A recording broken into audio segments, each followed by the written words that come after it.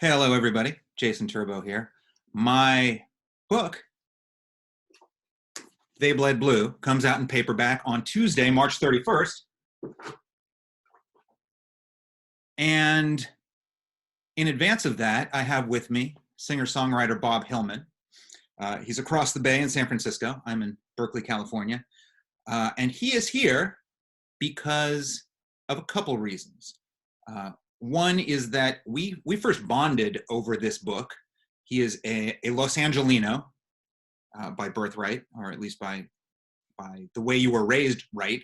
Mm-hmm. And a Dodger fan of a certain vintage, of the perfect vintage to appreciate this. This book is about the 1981 Dodgers. You were 11 years old? 11 years old in 81. 11 years old in 81, just like myself. I, of course, was a Giants fan growing up, partly hating, but mostly just being jealous of these Dodgers. And you're here today because our meeting and discussing of this book those many years ago as I was writing it inspired you to write something of your own, which was a song about that 81 team, particularly Fernando Valenzuela. Yeah. And we can talk about the song a little bit in a moment, but I figure it makes sense first just to go right into it. Ladies and gentlemen, Bob Hillman.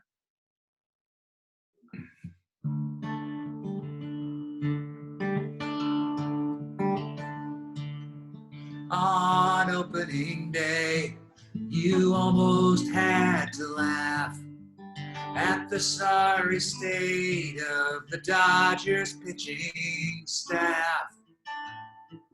The manager, Lasorda, had to make a choice. He couldn't go with Hooten or with Jerry Royce. Never judge a pitcher by the heat he brings.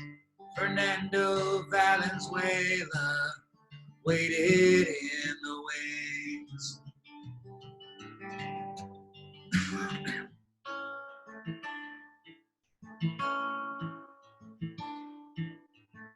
On opening day, a rookie got the ball, which, as you must know, happens rarely, if at all. The lefty from Sonora didn't seem to care. I guess he knew his screwball was borderline unfair. Then he threw a shutout, not a single run. Fernando Valenzuela, 1981.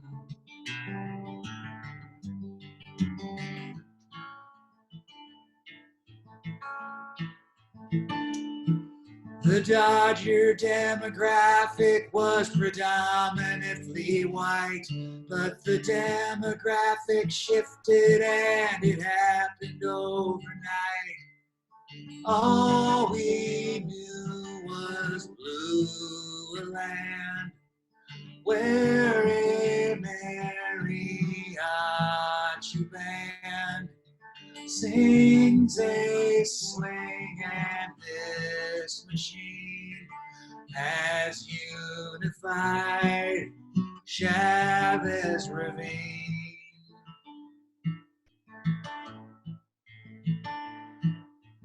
On opening day, he was overweight, idiosyncratic, and seriously great.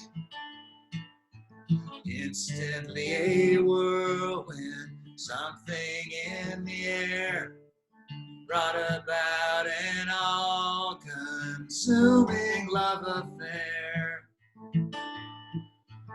Here in California, human hearts were full. Fernando Valenzuela, indescribable.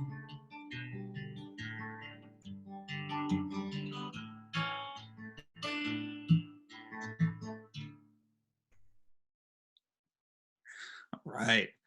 I got to say, having heard that song numerous times before, I had to restrain myself from jumping in and giving you a chorus at various points. Would have been welcome. So it'll all be in the notes on the website, but there is an actual recording of that song on YouTube with significantly higher quality than your laptop mic. Yes, I recorded it, and it will be out there starting next Tuesday in conjunction with your release. Indeed. So good times. I got to say, one thing I like about this song, as I thought about it, was your self-imposed mandate was to write about the 1981 Dodgers, which is a very broad spectrum of possibilities. You homed in on Fernando, which was the biggest story that year. And even that could have gone any number of ways, focusing it on opening day, which was really the moment of not only his debut, but of national consciousness about this young pitcher who very shortly thereafter would have a mania named after him. I think was a really good way to do it. If you could talk just a little bit about how you ended up there. I wanted to write a song about Fernando for a long time, even before we met. I like writing sports songs about big moments in history. I've got one about Magic Johnson. I've got one about Kareem. I've got a couple about the Warriors and Steph. I like to dive into these moments and really think them through in terms of all their implications. Fernando, of course, is an obvious one because there's so many implications, even on the cultural level, which is what I talk about in the bridge of the song. But I was never able to find a way in. Even when I devoured a review copy of your book, I still hadn't found a way in. And the reason for that is that I was hemmed in by the facts. Anytime there's a bunch of facts that you want to cover and that you're trying to make artistic in some way, you can get caught between the guardrails. And that's where I was until I went back and close read the opening day story in your book. And I picked up a guitar and I tuned the low string down to D so I could get that. Those of us in the business call it the open D tuning, no? Not open D, drop D. Drop D. That's why I'm not in the business. And I just sang on opening day. I sang those words on opening day. And I had a construct for the song. I could start every verse with on opening day. And in every verse, I could say something different about opening day. And the first verse, of course, is about Fernando getting the start. And if I may throw it back at you for a second, I think it would be interesting to hear again, not having read about this for a while, why on earth did a rookie get the ball on opening day at Dodger Stadium? I love the questions as asked from the perspective of 11-year-old Bob. Before I answer that question, I should point out, which I should have done at the top, Bob has a number of records released. How many records do you have? 5 records. He's toured Europe with Suzanne Vega. He's an established songwriter. And when he says that he has these many songs about sports, they are the exception to the vast bulk of your repertoire. So I appreciate them even more for that. Fernando came out of nowhere, man. Like, the Dodgers going into 1981 had just lost Don Sutton, their ace of many years, future Hall of Famer. He had signed with Houston as a free agent. Jerry Royce was supposed to step into that role and pitch on opening day. He strained his calf while running in the outfield the day prior. Bert Hooton would then have moved into the role, but thinking he had an extra day to recover, had surgery on an ingrown toenail, so he was out. Bob Welch was suffering from bone spurs in his elbow that would cost him a week or two. And the next 2 pitchers on the staff had just pitched in the spring training closing Freeway Series against the Angels. So they were burnt. There was literally no one else left but this 20-year-old kid who had never made a major league start. He'd come up for a cup of coffee as a September call-up the previous season, pitched 17 shutout innings, all in relief. Promising, but unknown. I mean, he was also playing against September call-ups, so those numbers didn't matter a whole lot. He probably wouldn't have been in the rotation had everyone been healthy and right. And suddenly there he is, the first rookie in the 98-year history of the Dodgers to start on opening day. What does he do? He throws a shutout against the class of the National League, the Houston Astros. Yeah. And no one really knew what to make of it. So his second start, he goes out and he pitches 9 innings again. Another shutout. His third start, he 9 innings again. He gives up 1 run. If he follows that with a shutout, he follows that with another shutout. So after his 5th game, this is the number that most impresses me. After his 5th game, he'd thrown 4 shutouts, allowed 1 run total. But in that 5th game against the Padres, he went 3 for 4 to raise his season batting average to .438. There was nothing this guy couldn't do. That is a part of the Fernando story that is underreported, that he actually could hit. He actually could hit, and he could field. He had this crazy baseball sense. He knew exactly which base to throw to and when. It was really hard to sacrifice bunt against him because he would so often get the lead runner because he knew exactly how much time he had. He picked runners off. He was a lefty, so that helped. He picked runners off at an astounding rate.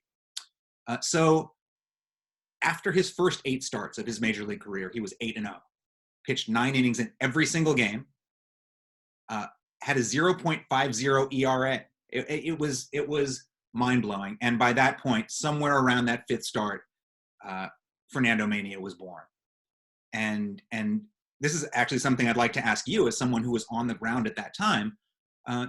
As important as Fernando was to the Dodgers on the field, in my mind, he was far more important to them off the field because of the history with Chavez Ravine, which had a vibrant Mexican community living there that had been cleared out for a public housing project in the 50s. That project never got built.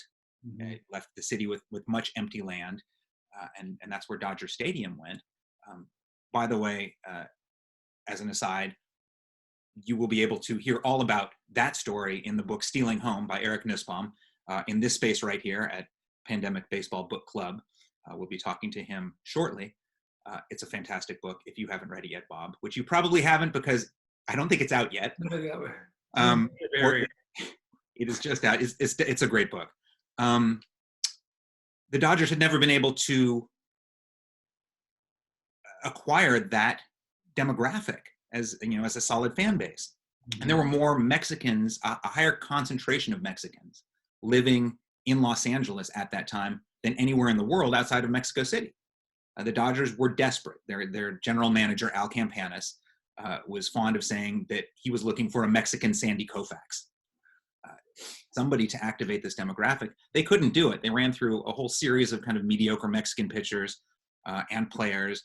They had a handful of Dominicans and Venezuelans who weren't very good either. The most noteworthy of those was Manny Mota, who he spoke Spanish. That was also legendary in his way for being the great pinch hitter of all time and subsequently first base coach. Yeah, I mean he's still around the ball club, and he was terrific, but he wasn't Mexican, and he didn't activate the demographic in the way that the front office would have hoped. But suddenly along comes Fernando Valenzuela, and by the end of that 8-start run, you were talking about mariachi bands in Dodger Stadium, and it was in full effect.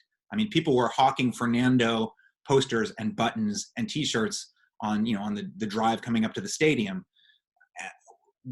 One thing that stuck with me was told to me by a reporter at the time who said, the best part about Fernando Mania is it was completely organic. This was not the creation of the Dodgers marketing department. They, of course, seized on it after it became established, but this was the people seizing a moment in a way that we don't really see in sports these days because marketing is so pervasive. What was it like to live in LA through that, and how did it hit you? It was irresistible. He came in the end of 1980, the Dodgers were showing signs of life, and they tied with the Astros for the pennant, and they played a 1-game playoff. And after his September call-up, there was a pennant race, and this guy kept coming in from the bullpen. I mean, 17 innings over a couple months. He kept coming in, and all of us kept wondering, who is this guy? Because he wasn't the guy that had come in before. And he looked all wrong. He was overweight. He didn't look like an athlete. And he had a really strange motion. The famous aspect of his motion was his eyes lifting up towards the sky as if to heaven. And he had that really high kick, and he threw a screwball, which when you watch it on TV, looks kind of like an off-speed pitch or just like a really slow fastball. You can't really tell.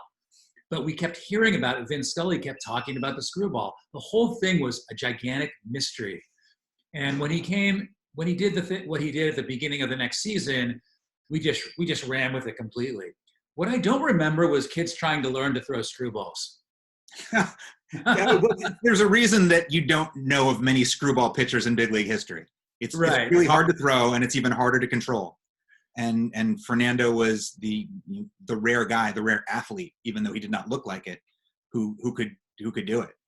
Well, I remember did Bobby Castillo teach him the screwball, or did he just try to show him a knuckleball? No, it was a screwball, and specifically for that reason, the Dodgers put Fernando with Castillo because they felt that his fastball just didn't have enough on it to be a major league out pitch. I mean, how fast? What was Fernando's velocity? Do you know? Probably high 80s. I mean, really, like right now, he wouldn't make the big leagues. Today, he'd have no chance. I mean, yeah, it's tough. I mean, it's a different sport. What he did have going for him was uncanny control. He really could put it where he wanted it. He could add and subtract speeds, which is the hallmark of any junk baller. And he wasn't really a junk baller. At least I don't consider him to be one. But they say that hitting is timing and pitching is disrupting that timing. He was good at that, but the Dodgers felt that he wasn't good enough at that to survive for long. And so Castillo was one guy in the system who had a unique pitch, and they paired them together.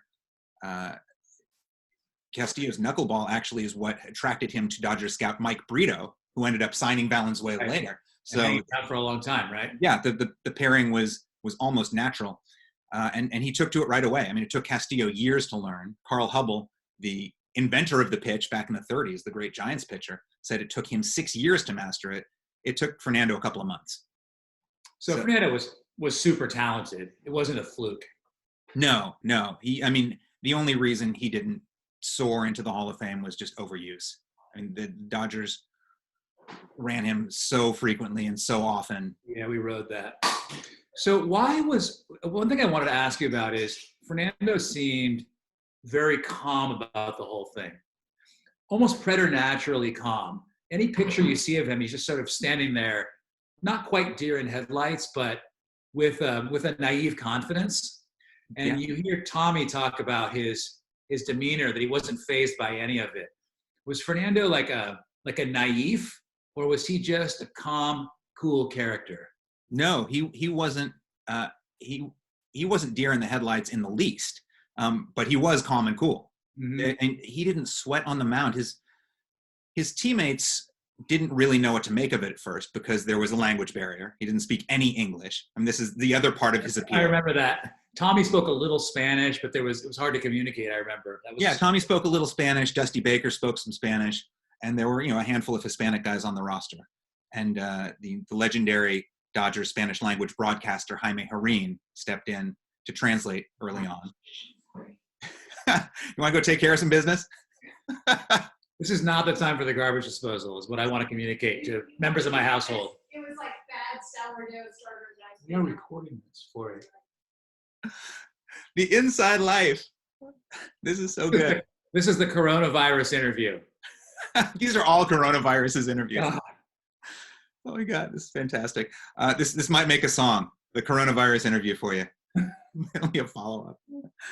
What were we talking about? Oh, yeah, Fernando was calm and collected. Early on, Davey Lopes was like, we have no idea what he's thinking about out there because he doesn't show any emotion, and we can't talk to him about it. So he just goes right on. Lasorda had my favorite quote, which was, it seems like he thinks there's a better league out there somewhere, and he's trying to pitch his way out of this one.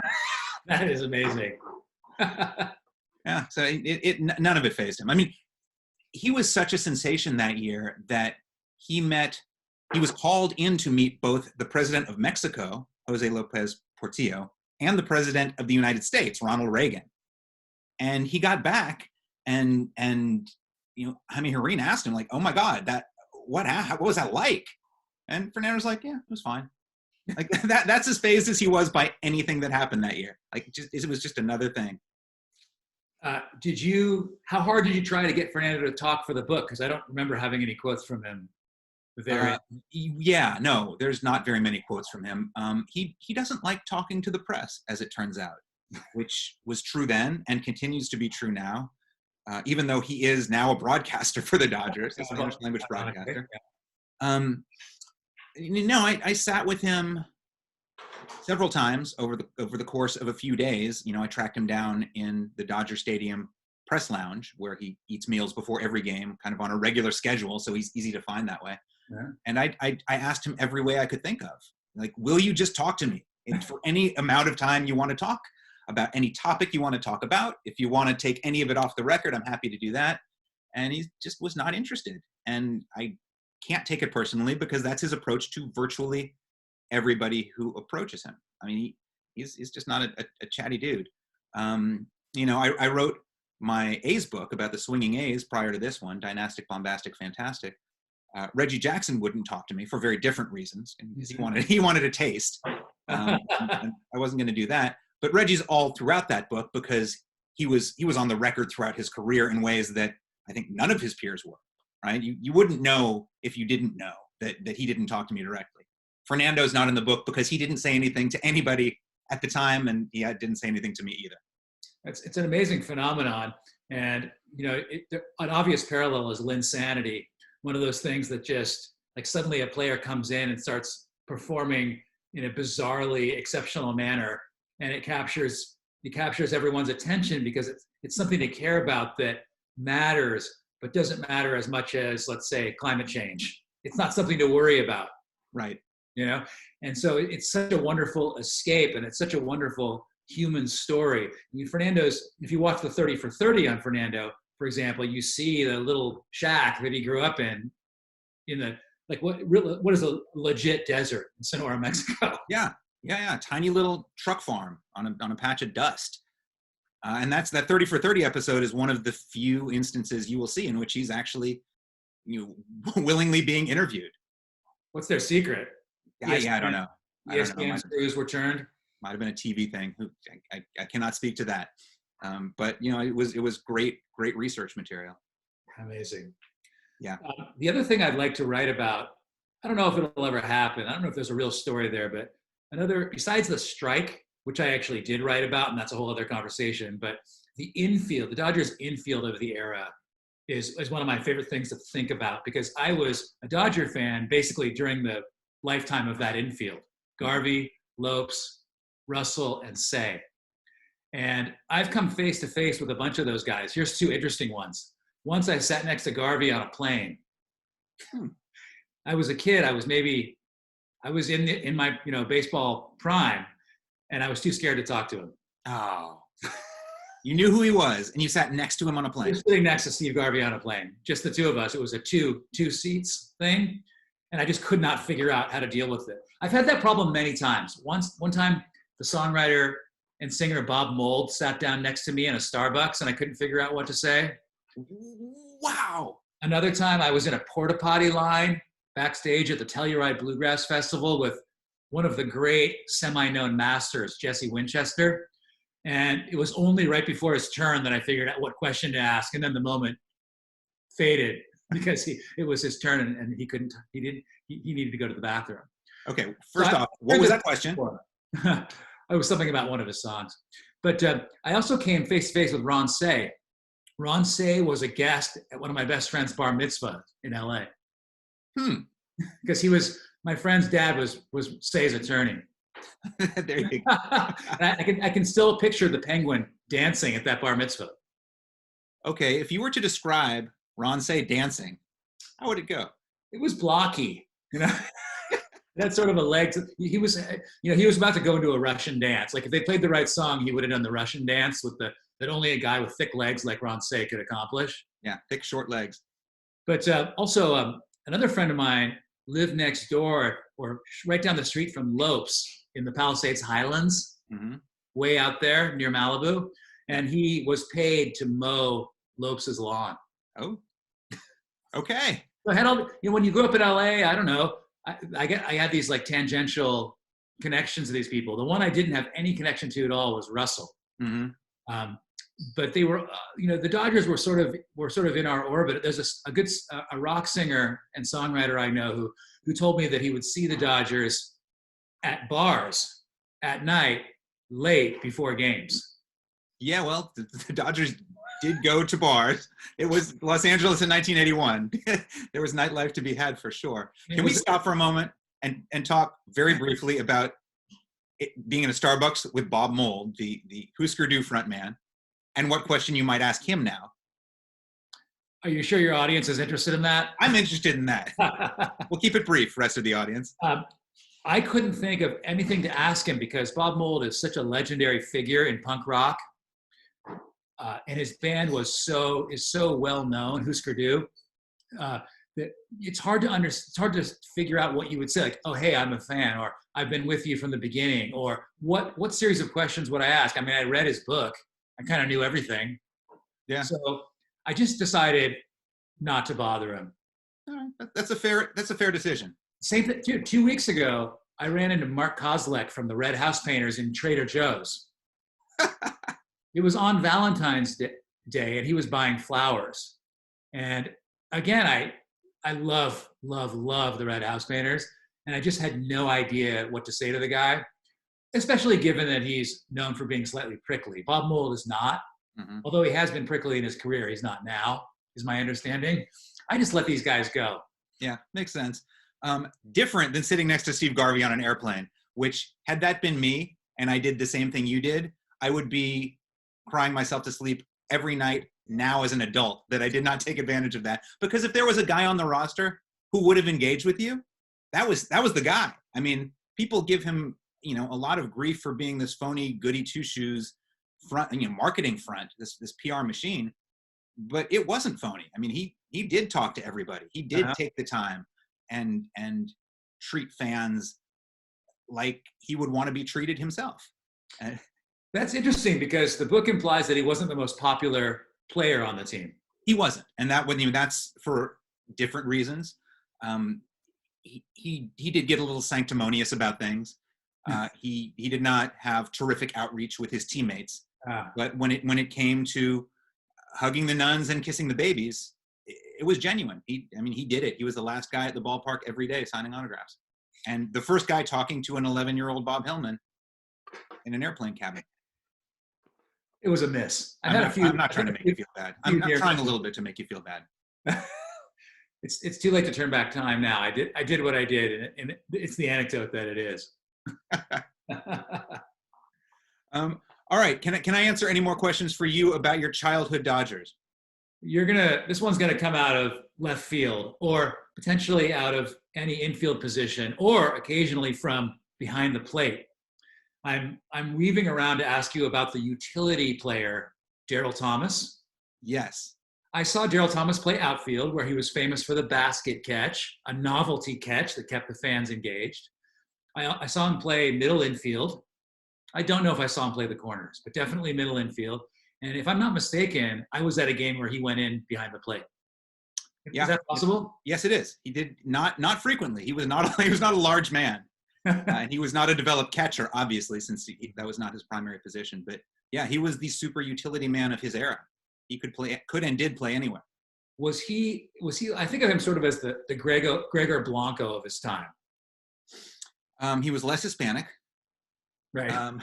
Gregor Blanco was an outfielder. Didn't he play? Did he never play in the infield? I don't believe so. Okay. Or maybe Kelby Tomlinson. I don't know who the Giants, infield, outfield guys. That's just how I think of it. Was Thomas an important part of those teams? Thomas gave Lasorda a lot of flexibility to rest various people at different times.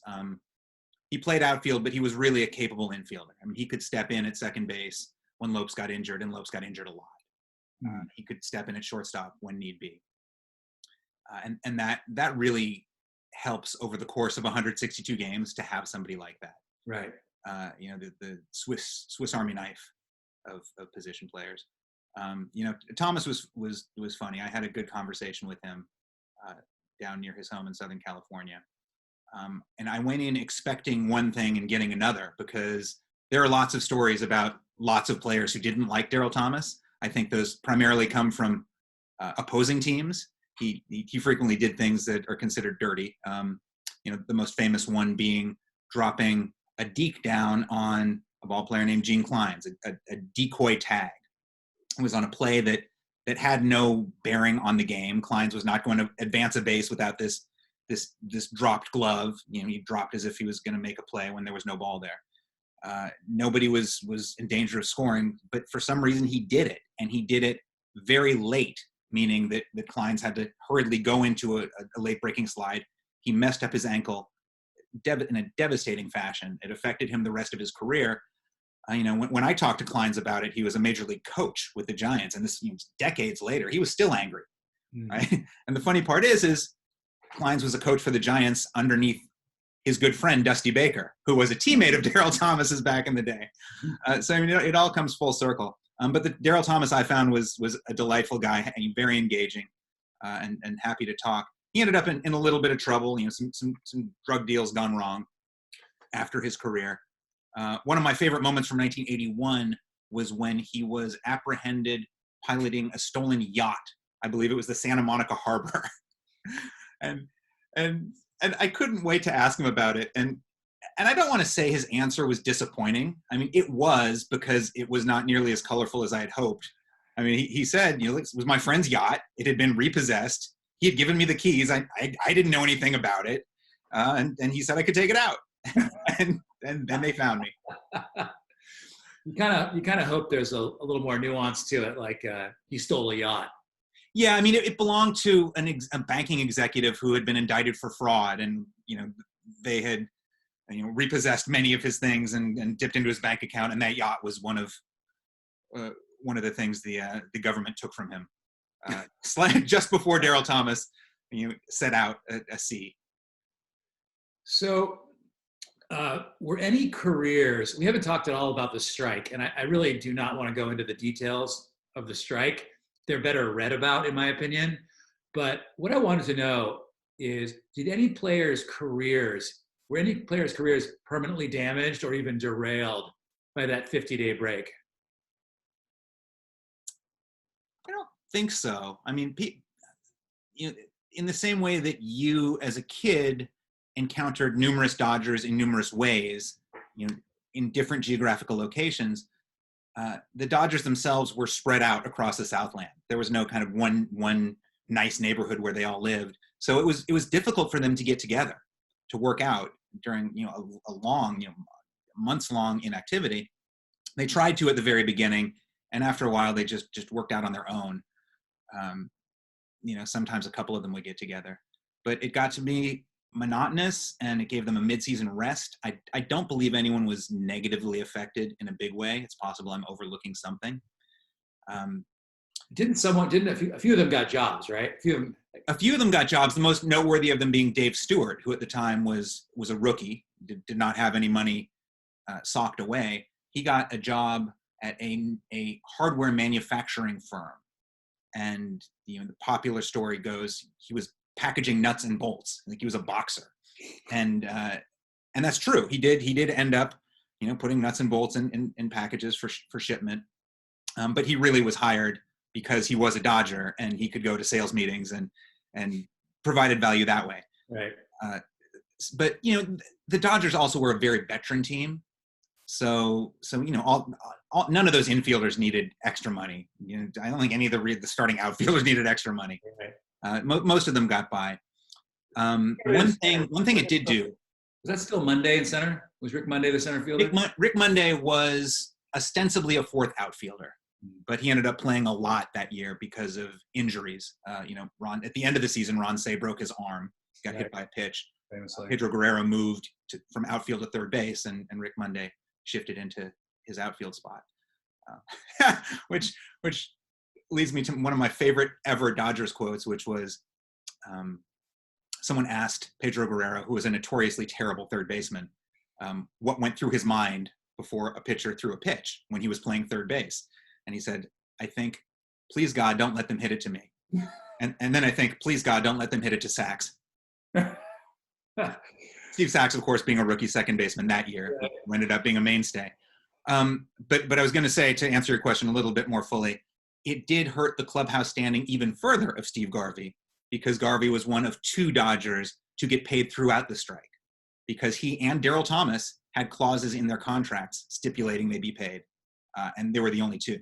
Wow. It was, inadvertent, and it was certainly not a slight to his teammates. He was smart enough to have it while they weren't, but they saw it as another line of division between him and them. It's hard to think what Garvey and Thomas would do in that situation. Have a party for the team, share the wealth. Who knows? They had the foresight, or their agents had the foresight to. Yeah, they got lucky. I talked to one of their agents, Steve Greenberg, the son of Hank, who said that in the modern landscape, the clause they had would never have flown. Like it never would have cleared the front office censors. But free agency was just about 5 years old at that point, so. Right. It was still a little bit of the Wild West, and they were able to insert things that just skip by the censors. Is the 1981 World Series asterisked? Does anyone view it as illegitimate because of the strike? I don't think so. I mean, you still played the playoffs. Players still did what they could. The only people who might view it as illegitimate live in Cincinnati, because the Reds ended up with the National League's best overall record, yet did not make the playoffs because they won neither the first half of the season nor the second half. I don't think there's any question that the strike helped the Dodgers. They might not have made the playoffs at all. Because they fell in the second half, right? Yeah. Well, they fell apart at the beginning of the first half. Right? They had a very sizable lead. Yeah, they had a very sizable lead, thanks in part to Fernando's great start and Bert Hooton's great start. And that was just getting chipped away daily. And their lead was down to a half a game when the strike was called. And it's not hard to think that if the strike occurred one day later, they would not have been in first place, which meant that they would not have clinched a playoff spot once baseball decided that's how it was going to work, which meant that they wouldn't have been in a position to coast in the second half. And they didn't really coast in the second half. They were competitive pretty much up until Say had his arm broken, and then they fell apart in the last month of the season.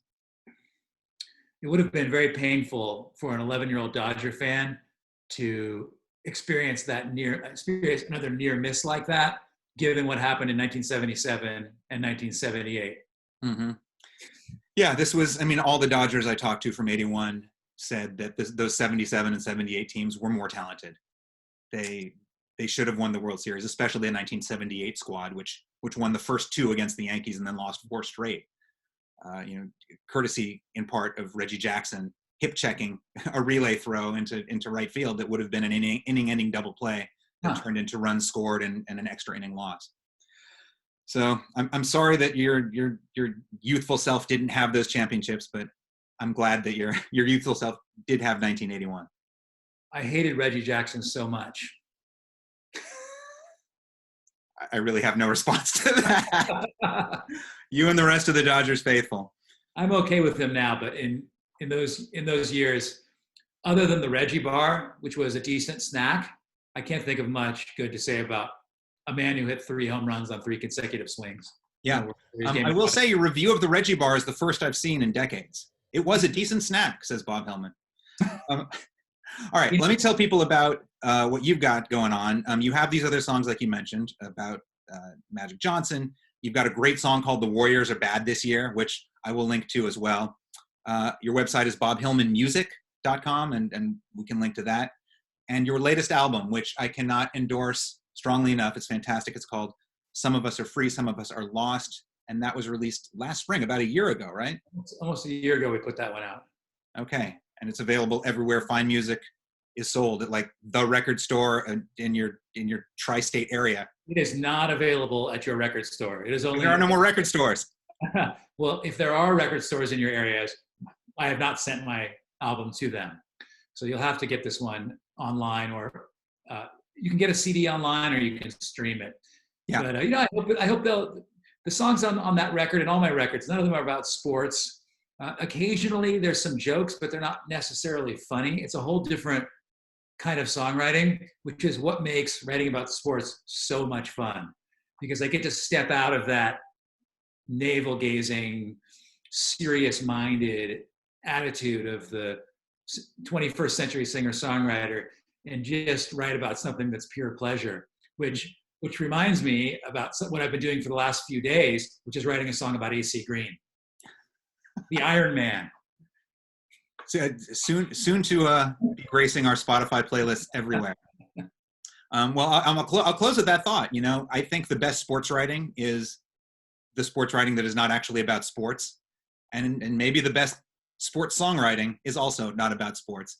And we can read a lot into that opening day song that has nothing to do with, you know, winning or losing on the field. And I think that's partly what makes it so great.